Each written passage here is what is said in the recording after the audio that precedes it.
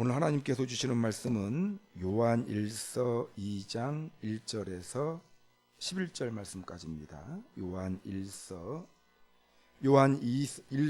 2장 1절에서 11절 말씀까지를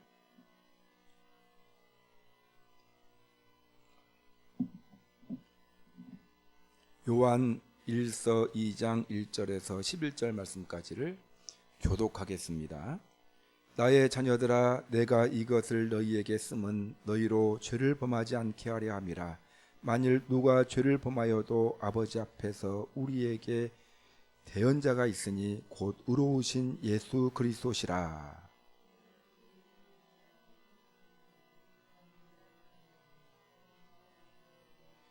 우리가 그의 계명을 지키면 이로써 우리가 그를 아는 줄로 알 것이요.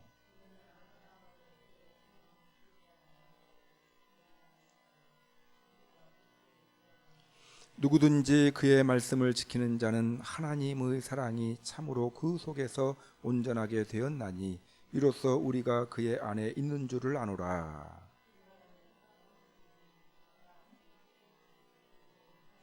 사랑하는 자들아, 내가 새 계명을 너희에게 쓰는 것이 아니라 너희가 처음부터 가진 옛 계명이니 이 옛 계명은 너희가 들은 바 말씀이거니와 다시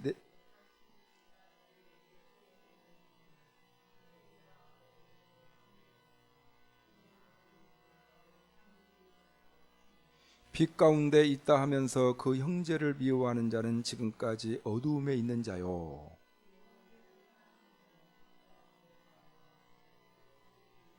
다 같이 그의 형제를 미워하는 자는 어두움이 있고 또 어두움에 행하며 갈 곳을 알지 못하나니 이는 그 어두움이 그의 눈을 멀게 하였음이라. 아멘.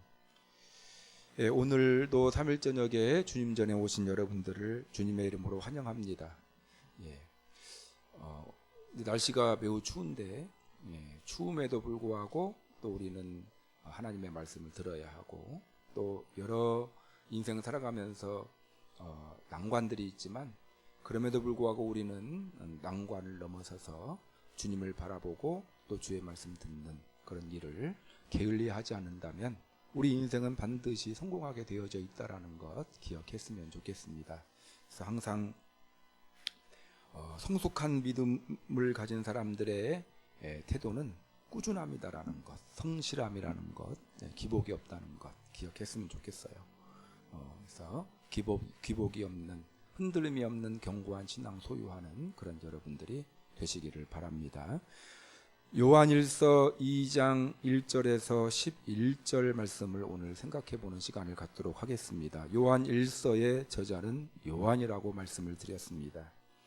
요한은 예수님의 제자였고 맨 나중까지 살았던 그런 제자가 요한이었고, 요한일서를 쓸 당시에 교회가 이제 이방인, 유대 예루살렘 중심에서 이방인으로 확대되어 이제 아주 이방에서 이방으로 복음이 전파되고 또 교회가 부흥했던 시기가 이제 요한이 편지를 썼을 때의 시기이다. 반면에 부흥은 했지만 로마 당국으로부터 아주 극심한 박해가 있었던 시기였고 또한 많은 이단들이 득세해서 성도들을 미혹했다라는 것 말씀드렸습니다. 그래서 우리 기독교인들의 신앙은 이제 환경을 넘어서는 신앙이에요. 박해를 넘어서는 신앙이고 또한 여러 거짓 선교사들의 거짓 이단자들의 미혹으로부터 내 자신의 신앙을 지켜가는 거지. 이제 가만히 있으면은 뭐 문제가 해결되고 그런 그 나약한 마음들은 수동적인 태도들은 다 내려놔야 한다라는 것입니다.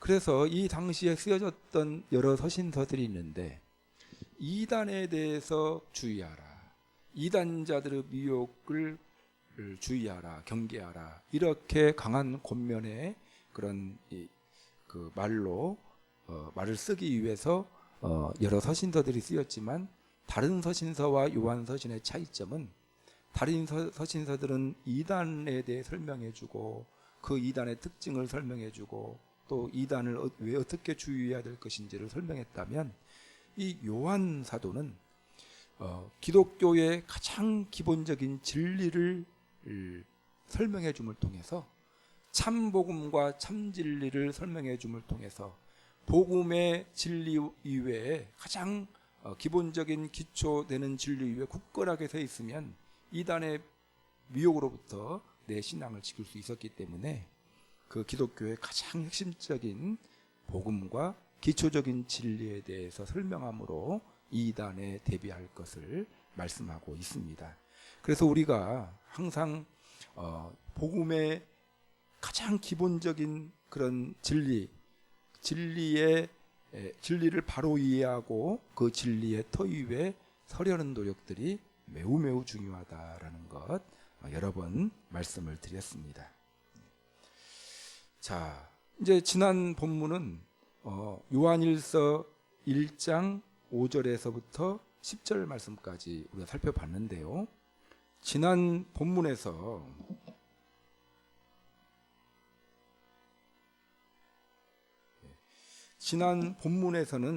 어떤 내용에 대해서 이야기를 했냐면, 하나님과 참된 교제를 갖기 위해 성도가 취해야 할 기본적인 자세가 무엇인지 두 가지로 설명했는데, 하나님과 참된 교제, 여러분 하나님과 교제해야 하나님께서 주시는 복을 받을 수 있고 하나님께서 주시는 풍성함을, 행복함을 우리가 누릴 수 있습니다. 행복은 하나님으로부터 나온다. 복은 하나님으로부터 나온다. 왜냐하면 복과 행복의 근원이 하나님이기 때문에 그렇습니다. 다른 곳에서 찾으려고 하는 그런 마음들은 다 내려놓으시고, 지금껏 우리가 찾아봤잖아요. 50평생 60평생 찾아봤는데 뭐 찾았습니까? 실패는, 시행착오는 지금까지 50평생 60평생 다른 곳에서 행복 찾아보려고 했던 데에서 시행착오로 끝내고, 앞으로 남은 인생이 10년이 될지 20년이 될지 30년이 될지 모르겠지만 남은 인생 동안에는 진리 대신 성경에서 말하고 있는 하나님이 복의 근원이고 행복의 근원이구나. 그래서 하나님께서 주시는 복을 받고 행복을 누리는 삶을 살려면 하나님과 교제하는 것이 매우 중요하구나. 하나님과 소통하는 것이 매우 중요하구나 라는 사실. 그래서 하나님과 소통하는 일이 매우 중요합니다. 교제하는 것이 매우 중요한데, 그러기 위해서 두 가지의 자세를 가져야 된다라고 지난주에 설명했어요. 한 가지는 뭐였냐면 주의 그 계명에 순종하는 일이다. 주의 계명을 지키는 일이다라고 이야기를 했어요. 하나님의 말씀에 순종하려고 하는 태도 이야기했고요. 그 다음에 두 번째는 자신의 죄를 고백하라는 거예요. 만일 우리가 우리의 죄를 자백하면 저는 미쁘시고로사 우리의 죄를 사하시며 우리를 모든 불의에서 깨끗하게 하실 것이요. 자신의 죄를 인정하라. 자신의 죄인됨을 고백하고 인정하게 될 때 우리의 죄 문제가 해결되고, 우리의 죄 문제가 해결되게 될 때 하나님과의 교제가 이루어지게 된다라는 거예요. 하나님의 말씀에 순종하는 자, 죄 문제, 죄 인정하고 고백함을 통해서 고백하는 자, 이 두 종류의 사람이 하나님과의 교제를 할 수 있는 그런 자격을 갖추는 자라는 사실을 요한은 이야기했어요. 그래서 여러분 그걸 염두에 두었으면 좋겠고, 오늘 요한복음 2장 1절에서 11절 말씀에서는 이제 세 가지의 이야기를 합니다. 뭐라고 이야기하냐면, 성도가 죄를 지었을 때 죄 용서받을 수 있는 길이 무엇인가? 왜냐하면요, 죄 문제 해결하지 않고는 다신제도 설명하는 거예요. 하나님과 교제할 수가 없어요. 그래서 성도가 죄를 범하였을 때 그 죄를 용서받아야 된다라는 겁니다. 그 용서받을 수 있는 길이 무엇이냐? 바로 예수님의 대속의 은혜를 힘입는 방법이다라는 것을 1절에서 2절에서 이야기하고 있고요. 그리고 3절에서 6절 말씀까지 해서는 다시 또 뭐라고 이야기했냐면, 죄 문제 해결받은 하나님의 자녀들은 주의 계명을 지키는 자가 되어야 된다라고. 주의 계명을 지키는, 즉 하나님의 말씀 지키는 일의 중요성을 다시 한번 강조하고 있고요. 세 번째는 7절에서 11절 말씀에서 그리스도의 계명, 즉 말씀에 순종하는 것의 핵심은 무엇이냐? 사랑의 실천이라는 거예요. 그러니까 하나님의 말씀에 순종하는 사람은 어떤 모습으로 나타나게 되어져 있냐면 사랑을 실천하는 모습으로 나타나게 되어져 있다. 왜냐하면 하나님의 계명을 요약해 보면 사랑으로 요약할 수가 있어요. 그러니까 하나님의 계명은 굉장히 많잖아요. 근데 한마디로 정리해 보라고 하면 하나님을 사랑하고 이웃을 사랑하라는 말씀으로 요약을 할 수가 있어요. 그러니까 하나님의 계명에 순종하는 삶을 산다면 그 사람은 사랑하는 삶을 살게 되어져 있다라는 것입니다. 꺼졌어요? 꺼졌어요. 그래서 기억했으면 좋겠고요. 자, 그럼 1절부터 한번 11절 말씀까지를 살펴보는 시간 갖도록 하겠습니다. 1절 시작. 나의 자녀들아, 내가 이것을 너희에게 쓰면 너희로 죄를 범하지 않게 하려 함이라. 만일 누가 죄를 범하여도 아버지 앞에서 우리에게 대언자가 있으니 곧 의로우신 예수 그리스도시라. 이제 요한이 1절 2절에서 뭘 이야기하고 있다고 했어요? 죄 문제 해결하는 방법에 대해서 1절 2절에서 설명하고 있다라고 아까 말씀드렸습니다. 자, 1절을 뭐라고 시작하고 있습니까? 나의 자녀들아. 이 요한의 아들들일까요? 아니고 성도들이에요. 초대교회 성도들에게 나의 자녀들아 이렇게 부르고 있어요.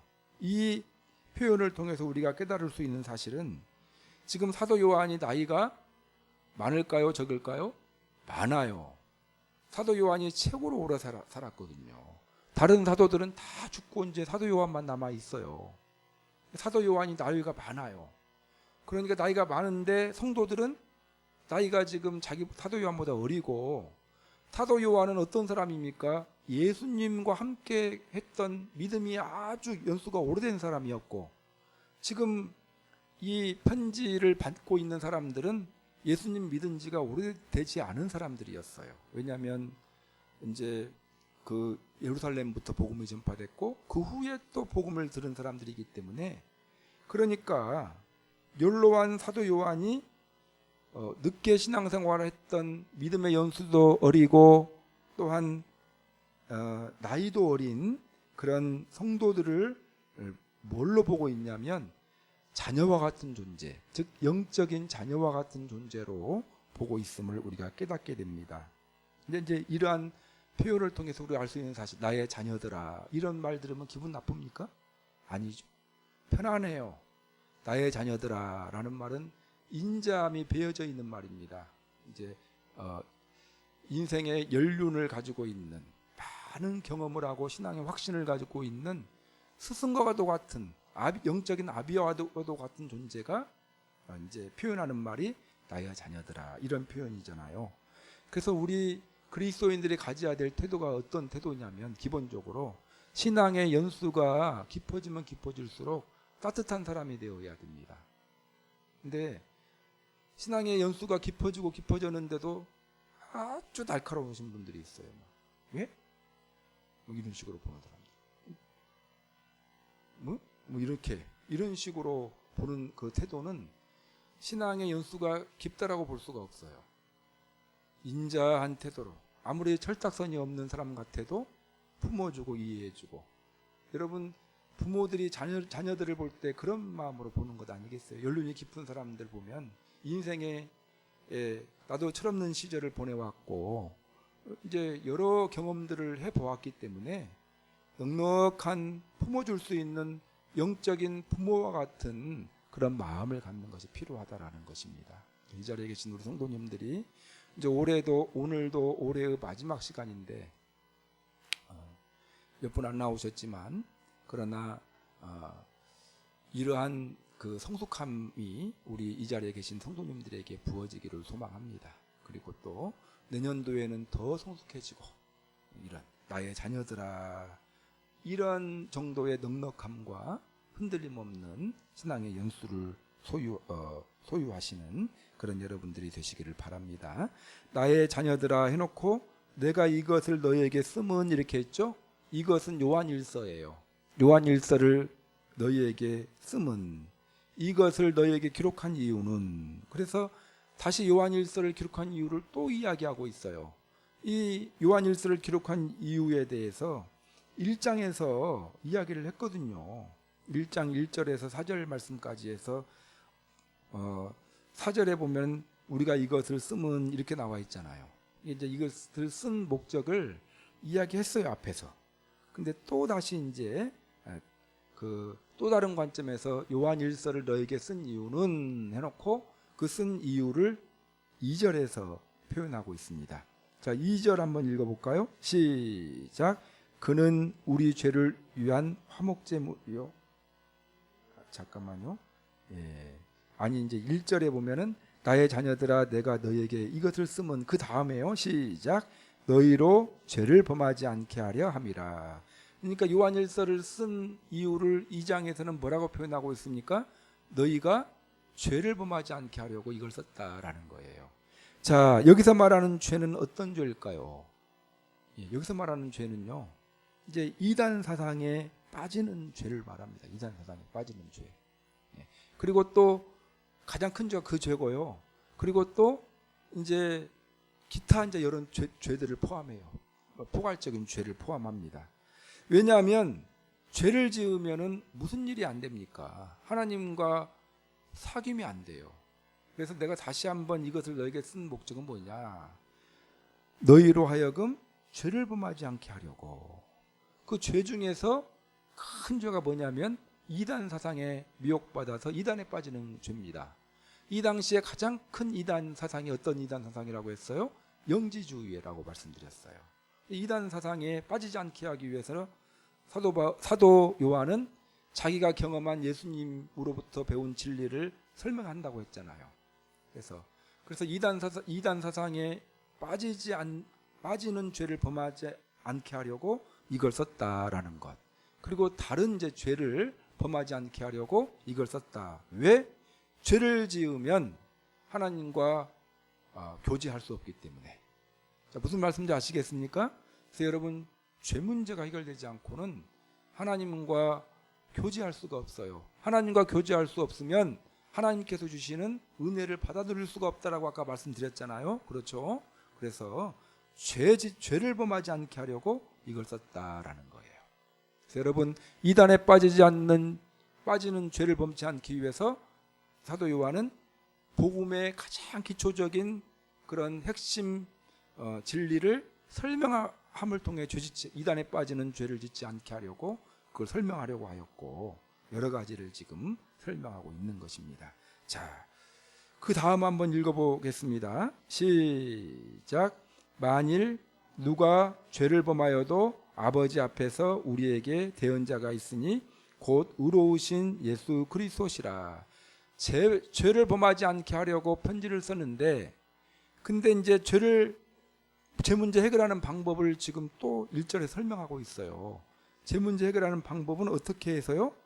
예수님의 방법으로 죄 문제 해결할 수 있다라는 거예요. 만일 누가 죄를 범하였어요. 그러면 이제 우리가 죄를 범했습니다. 죄를 범하였으면 누가 우리의 죄 문제를 해결해 준다고요? 예수님께서. 여기에 아버지 앞에, 아버지는 누구를 말합니까? 하나님, 심판자 하나님. 죄를 범한 자를 하나님은 심판하셔요. 아버지 하나님께서. 그래서 그 하나님 앞에서 우리에게 대언자가 있다라는 말은 뭐냐면, 우리가 죄를 졌어요. 그러면 대언자는 변호사. 우리가 판사 재판을 우리는 안 받아봤는데, 재판을 받으면은 이제 변호사를 고용하죠. 근데 변호사가 누구를 위해서 일을 합니까? 나를 위해서. 재판장이 판결을 하는데 나한테 좋은 판결하게 하려고 이 변호사가 나를 위해서 말을 해주잖아요. 근데 우리나라는 이제 이 재판이 많이 썩어가지고 그냥 변호사가 변호를 잘해야 좋은 것이 아니라 그냥 대법관 출신이야 좋다. 뭐 정관 어떤 자리에 있다가 했는가 뭐 이걸 따져 따지잖아요. 그거 이제 바로 잡으려고 지금 하려고 하는데 엄청 지금 반발을 하고 있지 않습니까? 말이 되나요? 아니 재판장이 판결을 하는데 그 사실관계를 가지고 잘못한 사람을 잘못했다고 판정하고 잘하는 사람을 잘했다고 판정을 해야 되는데 그냥 아주 잘못했는데 변호사를 돈으로 그냥 비싼 변호사를 써가지고 재판을 해가지고 그것 때문에 나쁜 놈이 무죄고 죄를 짓지도 않고 피해봤던 사람들이 유죄면 어떻게 되겠습니까? 피부로 안 와닿죠? 당해봐야 알아요. 본인이 한번 겪어봐야. 그래서 이제 사람들이 뭐 이런 이야기 하면은 뭐 여러 가지 그런 이야기를 하는데 본인이 겪어봐야 알아요. 근데 이제 우리는 인생 많이 살았으니까 이제 앞으로 겪을 일이 적다 치지만 누가 겪을 수가 있어요? 우리 자녀들은 겪을 수가 있어. 우리 손자들이 똑똑해가지고 출세해가지고 그런 일들을 겪었는데 이제 그렇게 당하면 어떻게 되겠습니까? 예. 이런 세상, 나름 이 세상에 한계는 있지만 공평한 그런 세상이 될 수 있도록 우리가 노력하고 기도하고 그렇게 해야 될 부분은 해야 됩니다. 나랑 상관없다고 가만히 있고 그렇게 노력했는데도 불구하고 안 되는 상황이 있다면 이제 천국을 사모해야 되겠죠. 노력도 안 하고 맨날 천국만 사모해요. 그럼 우리가 왜 인생을 살아갑니까? 여기서 아무것도 하지 말고 그냥 살다가 그냥 천국 가지. 이 두 가지가 잘 병행이 돼야 됩니다. 하여튼 우리를 위해서 변호하시는 분이 누구래요? 예수님. 우리의 변호사는 짱짱하다는 거예요. 뭘로 변호하겠어요, 예수님이? 다른 말 안 해요. 뭔 말 하겠어요, 하나님 앞에? 우리가 죄를 지었어요. 하나님이 이제 우리 심판하려고 하는데 하나님 앞에 뭔 말 하겠습니까? 하나님, 내가 죄값 치렀잖아요, 십자가에서. 저 권사님이 죄를 졌는데 제가 십자가에서 아시지 않습니까? 여기 손목에 못 박히고 그 누구 때문에 저분 그 죄값을 내가 대신 받았는데 하나님 아시죠? 그럼 하나님 뭐라고 말하겠어요? 죄값 받았지. 그걸 변호해 주신 분이 누구라고요? 예수님. 그러니까 이 말은 표현을 이렇게 했지만 우리의 죄 문제는 어떻게 해결된다? 십자가 대속을 통해서 해결된다라는 거예요. 죄 문제가 해결되어야 하나님과의 관계가 회복이 됩니다. 자, 아셨죠? 그 이야기를 지금 하고 있습니다. 그래서 우리가 무엇을 믿어야 됩니까? 예수님의 십자가 대속을 믿는 것이 매우 중요해요. 예수님이 십자가에서 내 죄값을 담당하시고 돌아가셨다. 나중에 우리가 심판대 앞에 서면 하나님이 우리를 정죄하실까요? 안 하실까요? 안 하셔요. 왜? 예수님께서 변호하실 것이기 때문에. 그 이야기를 2장 1절에서 지금 하고 있는 겁니다. 자, 2절 시작. 그는 우리 죄를 위한 화목제물이니 우리만 위할 뿐 아니요 온 세상의 죄를 위하심이라. 그래서 이제 1절 말씀을 더 자세히 설명하고 있어요. 그는 누구를 말해요? 예수님은 우리 죄를 위한 화목제물이니. 자, 예수님은 우리가 죄를 지어서 제물이 되신 분이에요. 어디서 제물이 되셨습니까? 십자가에서. 화목제물은 뭐냐? 인간이 지은 죄에 대한 하나님의 진노를 막기 위해 드리는 제사 때 드리는 제물이에요. 그러니까 하나님과 죄를 지은 사람과 하나님과 화목합니까? 화목하지 않아요. 근데 이제 화목제물, 화목하게 하려고 제사를 드려요. 흠없는 그 제물을 주기물을 통해서 이제 하나님과 그 죄 문제가 해결되고 하나님과 인간 사이의 관계가 화목하게 되었다. 그 화목제물이 누굽니까? 예수님이라는 거예요. 예수님은 우리 죄를 위한 화목제물이니 우리가 죄를 지었기 때문에 죄 때문에 하나님과의 관계가 우리가 멀어졌어요. 좋지 않아요. 근데 예수님이 십자가에서 화목제물이 되셔서 하나님과 우리 사이의 관계를 화목하게 하셨다. 죄 문제 해결하심으로. 자, 무슨 말씀인지 아시겠죠? 자, 그는 우리를 위한 화목제물이니 우리만 유할 뿐 아니요. 예수님 믿는 사람들만 유할 것뿐이 아니요 온 세상의 죄를 위하심이라. 그래서 예수님은 이 세상의 모든 사람들의 그 죄값을 담당하시고 죽으셨어요. 이 세상 모든 사람들을 하나님과 화목하게 하려고 화목제물이 되셔서 십자가에 돌아가셨어요. 그래서 이 세상의 모든 사람들이 누구라도 그 사실을 믿고 십자가 대속이 사건이 내 죄를 위한 사건이라는 사실을 인정하고 믿고 예수님을 믿으면 죄 문제가 해결됩니까? 안 됩니까? 돼요. 근데 그 사실을 인정하지 않으면요, 안 돼요. 그것이. 그런 차이가 있다는 걸 기억하셨으면 좋겠어요. 근데 불신자들은 그걸 인정합니까? 안 합니까? 안 해요. 그래서 죄 문제가 해결되지 않아요. 우리는 어떻게 죄 문제 해결했어요? 예수님이 십자가에서 화목제물이 되심으로 내 죄 문제를 완전히 해결하셨다는 사실을 인정하고 받아들였기 때문에 십자가 대속으로 우리의 죄 문제가 해결되었다라는 것입니다. 그래서 1절 2절에서는 예수님의 십자가 대속으로 우리의 죄 문제가 해결되었다라는 거예요. 자, 아셨죠? 자, 우리와 하나님과 그 사이를 가로막았던 죄 문제가 예수님으로부터 해결되었기 때문에 하나님과 우리는 친합니까? 안 친합니까? 친해요. 친한 존재가 되었어요. 우리는요. 근데 이제 친한 존재는 되었는데 거리낌은 없는데 안 만나요. 하나님을. 거리낌은 없어요. 근데 안 만나. 여러분 부부가 얼마나 친밀합니까? 근데 거리낌이 없어요. 부부간에 친하면 친할 수 있는데 한 1년에 한 번씩 만나요. 그러면 친합니까? 왜 안 만납니까? 바빠서 안 만나요. 오늘도 참 나오셨으면 좋았겠다. 아쉬워요. 이 성격은 안 바뀌는 것 같아요. 저 매 기도하는데 그냥 한 분만 나와도 폭넓게 이해하고 우리 성도님들 받아주고 하게 해달라고 그렇게 하는데 안 돼요. 그것이. 기도를 좀 많이 해주셔서 아무도 안 나와도 그냥 웃으면서 할 수 있게끔 해달라고 기도해 주셨으면 좋겠어요.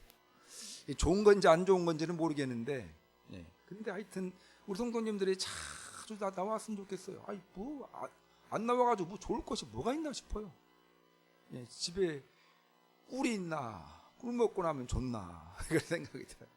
하여튼 친하게 지내시기 바랍니다.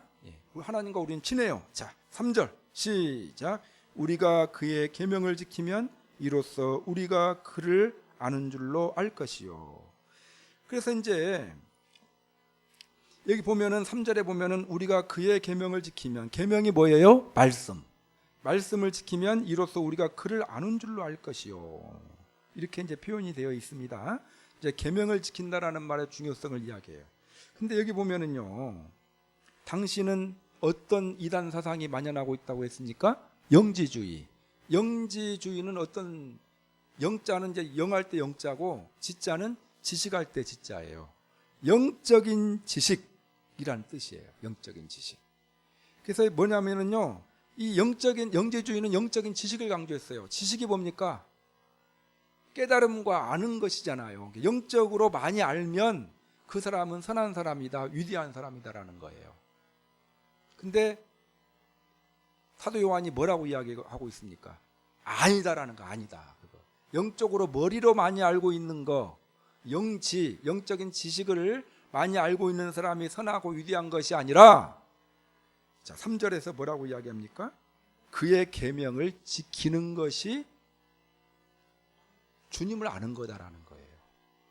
지식으로 많이 아는 것은 아는 것이 아니다. 그건 이단 사상이다. 이단 사상.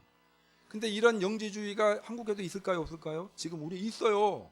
하나님의 말씀을 많이 알면 믿음 좋다라고 이야기하죠. 성경 퀴즈 대회가 1등 했어요. 그러면 뭐라고 합니까? 믿음 좋다고.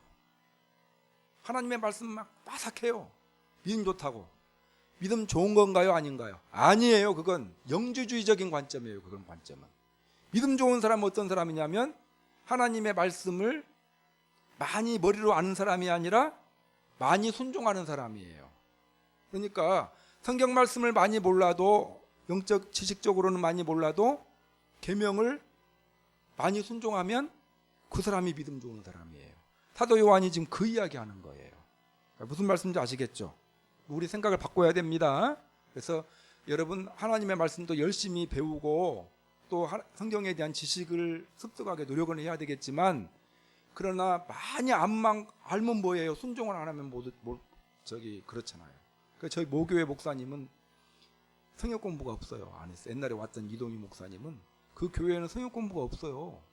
왜 성역 공부가 없냐면 설교 시간에 들은 것도 순종을 못 하는데 뭔 성경 더 많이 알 필요가 뭐가 있냐. 설교 시간에 설교 들은 것만이라도 순종하려고 노력하라는 거예요. 왜 그런 말을 하냐면 말씀 순종하는 것이 하는 만큼이 믿음이기 때문에 그렇습니다. 자, 그 이야기를 지금 하고 있는 것입니다. 그래서 여러분 말씀 순종하는 것이 매우 매우 중요하다라는 것 우리가 기억했으면 좋겠습니다. 우리가 주님을 알고 있다라는 것은 주의 말씀에 순종하는 삶을 통해서 증명되어진다는 거예요. 이게 내가 주님을 알면 하나님의 말씀을 순종하는 것입니다. 주님을 모르면요, 순종하지 않는 거예요. 이게 우리 교회 다니는 사람이 말씀 순종하지 않아요. 왜 순종하지 않습니까? 주님을 모르기 때문에. 그렇게 요한은 이야기하고 있어요. 4절 시작. 그를 아노라 하고 그의 계명을 지키지 아니하는 자는 거짓말하는 자요 진리가 그 속에 있지 아니하되. 똑같은 말을 반대로 이야기하고 있어요. 3절에 똑같은 말을. 그는 누굽니까? 예수님. 예수님을 아노라. 누가 이런 말을 많이 해요? 영지주의자들이. 나는 예수님 잘 알아. 근데 그의 계명을 지킵니까? 안 지킵니까? 안 지켜요. 이게 그를 아노라고 그의 계명을 지키지 아니하는 자는 거짓말쟁이다라고 예수님의 제자 출신이었던 요한이 단언하고 있어요. 그러니까 예수님을 많이 압니다 해놓고 말씀 순종 안 해요. 예수님 압니까? 모릅니까? 모르는 거라고 그러는 거예요. 거짓말하는 거라는 거예요. 주님을 아는 것이 아니라는 거예요. 말씀을 머리로는 알고 있는데 순종하지 않아요. 그러면 아는 것이 아니다. 안다라고 말을 하면 됩니까? 안 됩니까? 그래서 우리 성도님들 이제 앞으로 내가 순종하지 않는 말씀은 안다라고 표현해야 될 거 아니에요. 거짓말은 하지 말아야죠. 그러니까 이제 순종 안 할 수는 있어요. 근데 내가 순종 안 하는 것을 내가 그 말씀 안다라고 말은 안 하면 거짓말은 안 하잖아요. 그렇죠? 순종하면 좋은데 우리는 또 연약하기 때문에. 거짓말하는 자요 진리가 그 속에 없다라는 거예요. 이게 계명을 순종하지 않는 자는 진리도 없고 주님을 알지도 못하는 자들이다. 만약에 내가 진리를 안다라고 말하면 거짓말이다. 4절에서 이야기하고 있습니다. 5절 시작. 누구든지 그의 말씀을 지키는 자는 하나님의 사랑이 참으로 그 속에서 온전하게 되었나니 이로써 우리가 그의 안에 있는 줄을 아노라. 그래서 이제 또 같은 이제 내용을 또 다르게 표현하고 있어요. 누구든지 그 하나님의 말씀을 지키는 자는 하나님의 사랑이 그 속에서 온전케 되었다. 하나님의 말씀을 지켰기 때문에 하나님의 사랑이 온전케 된 것이 아니라 하나님의 사랑이 온전케 되었기 때문에 하나님의 말씀을 지킨다라는 거예요. 이게 우리가 하나님의 자녀가 되었기 때문에 하나님의 말씀에 순종하는 겁니다. 하나님의 말씀에 순종했다고 자녀가 됩니까? 그것이 아니고 왜 우리가 계명에 순종해야 되느냐? 죄 문제 해결받고 하나님의 자녀가 되었기 때문에 하나님의 계명에 순종하는 것이라는 거예요. 계명에 순종하지 않는다. 그러면 하나님의 자녀인지를 따져봐야 된다라는 거예요. 아닐 가능성이 높다. 그렇게 이야기하고 있습니다. 6절 시작. 그의 안에 산다고 하는 자는 그가 행하시는 대로 자기도 행할지니라. 똑같은 말이죠. 그 안에 산다. 예수님 안에 산다. 이런 표현하죠. 요한은 이런 표현을 많이 해요. 그 안에. 요한이 요한복음 썼죠. 요한복음 15장에 포도나무의 비유가 나옵니다. 예수님이 뭐라고 이야기했냐면 나는 참 포도나무요 내 아버지는 농부라. 무릇 내게 붙어 있어 열매를 맺지 아니하는 가지는 내 아버지께서 그것을 제하여 버리시고. 이게 쭉 나와서 4절에 보면 내 안에 거하라. 나도 너희 안에 거하리라. 이런 표현들. 나의 안에 거하라. 이 말이 무슨 말이냐면 예수님을 믿으라는 말이에요. 예수님 믿으라. 하나님의 자녀가 되어라. 이런 뜻이에요. 그러니까 6절에 보면 그의 안에, 예수님 안에 산다고 하는 자는 그냥 예수님을 믿는 자잖아요. 믿는 자는 예수님이 행하시는 것처럼 똑같이 행해야 된다라는 거예요. 그러니까 예수님이 어떤 행동을 했습니까? 예수님은 사랑을 실천했지 않습니까? 그러니까 어떤 사람이 되어야 됩니까? 사랑을 실천하는 사람이 되어야 된다라는 그 이야기를 하는 거예요. 이게 행함으로, 주의 계명을 실천함으로 그 사람이 하나님의 자녀인지를 증명할 수 있는 거고, 이 영적인 지식은 말씀에 순종하느냐 그렇지 않느냐로 평가하는 거지, 그 머리로 지식으로 이해하는가로 평가하는 것이 아니다라는 것을 지금 6절까지 쭉 이야기를 했습니다. 그래서 3절에서 6절까지의 주제는 뭐라고요? 계명에 순종하는 것이 주님을 아는 것이다 라는 거예요. 자, 7절 시작. 사랑하는 자들아, 내가 새 계명을 너희에게 쓰는 것이 아니라 너희가 처음부터 가진 옛 계명이니 이 옛 계명은 너희가 들은 바 말씀이거니와.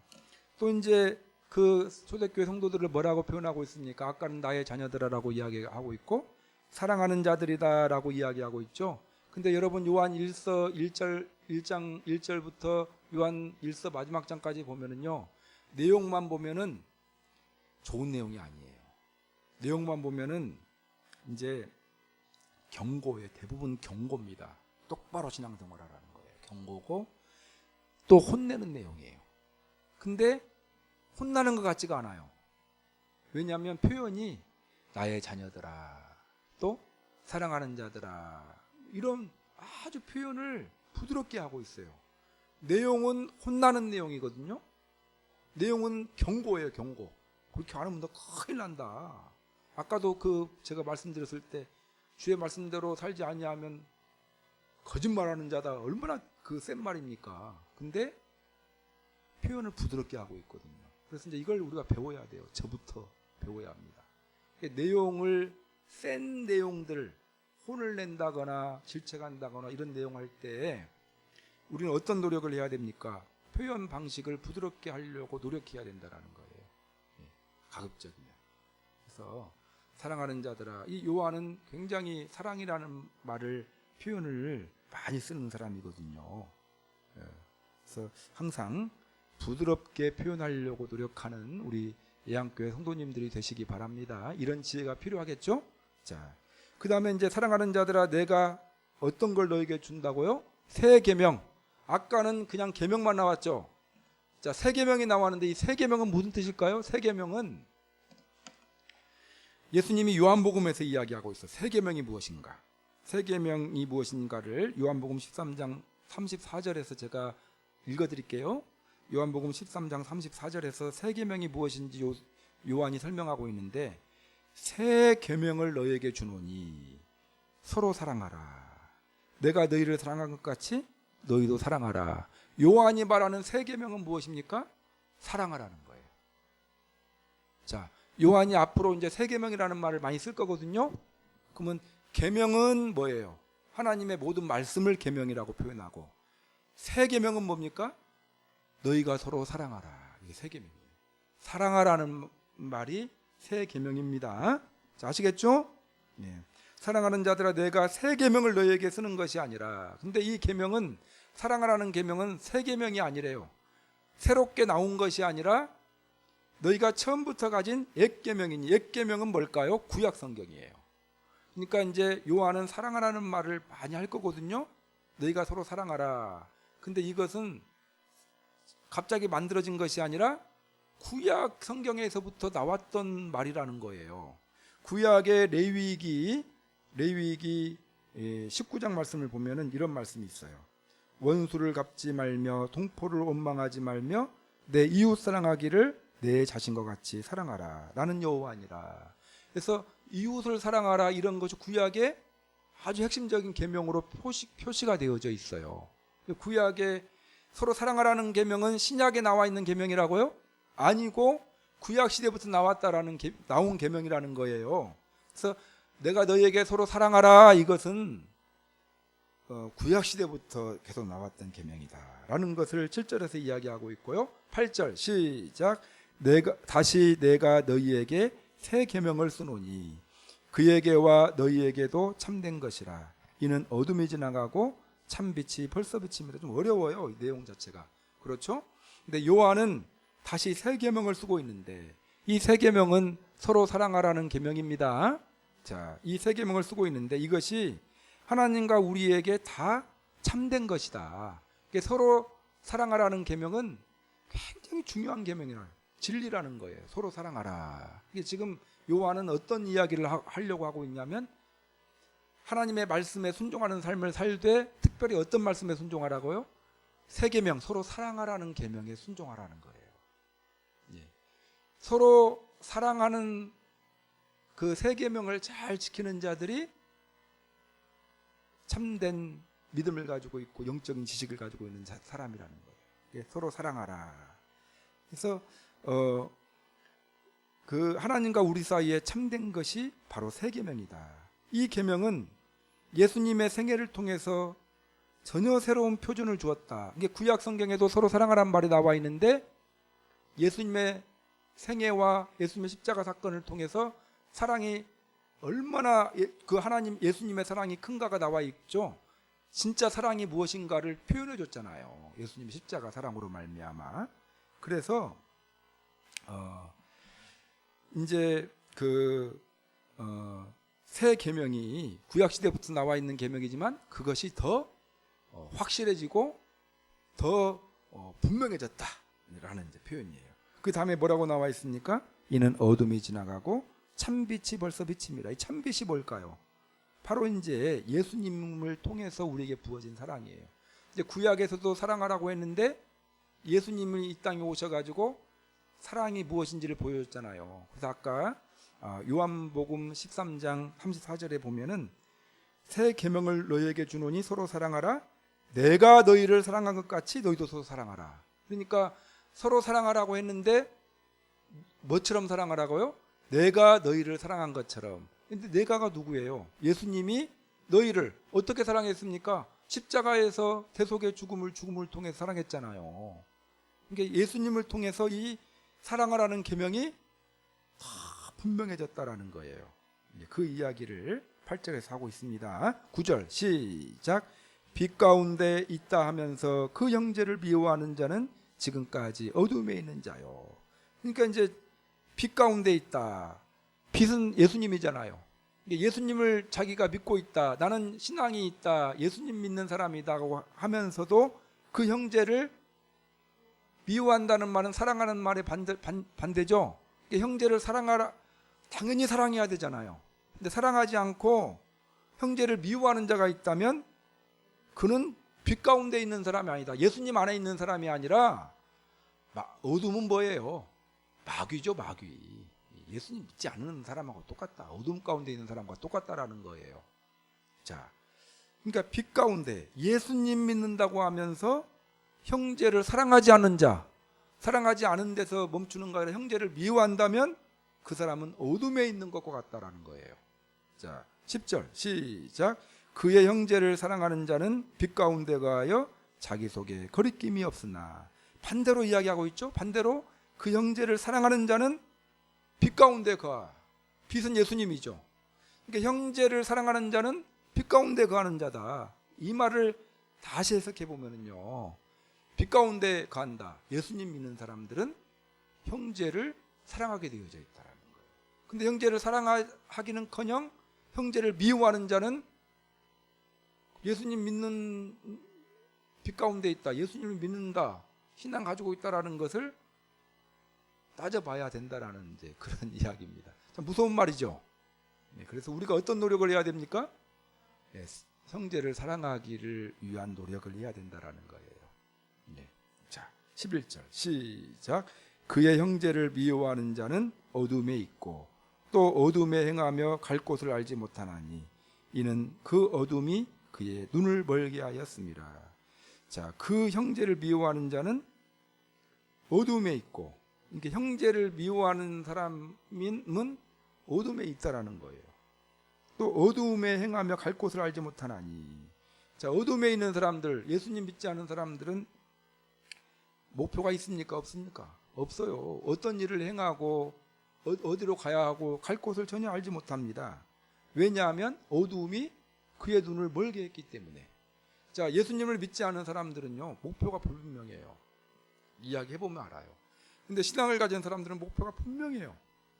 여러분, 내가 어떤 삶을 살아가야 한다는 거 알아요. 근데 그 실천을 잘 못해서 그럴 뿐이지 알아요, 우리는. 그렇죠? 우리의 목표는 어디입니까? 천국이죠. 목표가 분명하잖아요. 하나님 살아계시고 이제 이 땅에 살 동안은 우리가 어떤 삶을 살아가야 됩니까? 말씀에 순종하고 또한 사랑하는 삶을 살아가야 되고 이거 분명히 알죠.